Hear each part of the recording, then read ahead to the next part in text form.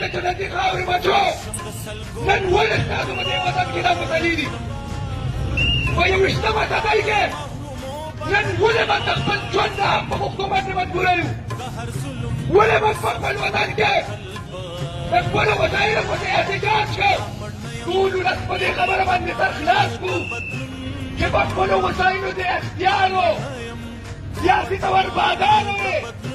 اوبه دې په خپل لاس کې وې بجلی دې په خپل لاس کې وه زمرود دې په خپل لاس کې تیل دې په خپل لاس کې ګیس دې په خپل لاس کې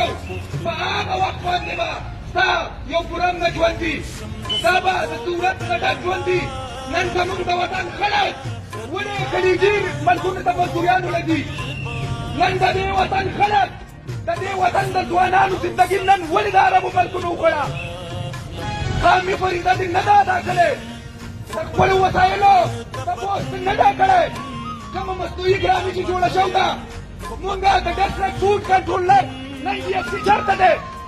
تاسو ته دا پته ده چې زموږ په وطن کې دلته چې څومره هم د وړو میلونه دي دا ډېر احتجاج خصوصي ته ورته وړو په حواله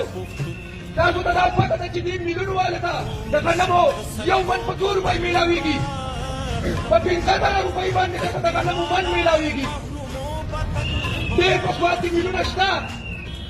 او دغه سره دا اګریمنټ دی چې ته به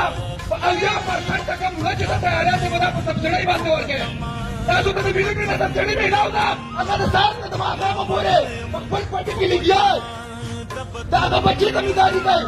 هغه زمینداره کوي او هغه ته بیا وړه نه میلاویږي د خپل محنت سیله نه میلاویږي آیا دا د ژوند کم حال دی زمونږ مشران د دې وطن کور سره ولې زمونږ کشران په اوږدو اوږدو لاینونو کې ولاړ دي یوویشتمې صدۍ پوښتنه ولس نه ډک وطن ستا ډېر وسایلو نه ډک وطن تا نه ډک وطن ستا په وطن کې تیل څومره دي ستا په وطن کې ګیس څومره دی چېرته مونږ د دې وطن د وسایلو تپوس کړی دا د وطن نه ولې خلک ګڼه کوي ورځ ته ورځ روان دي بار ملکونو ته ځي د عربو ملکونو ته ځي د څه لپاره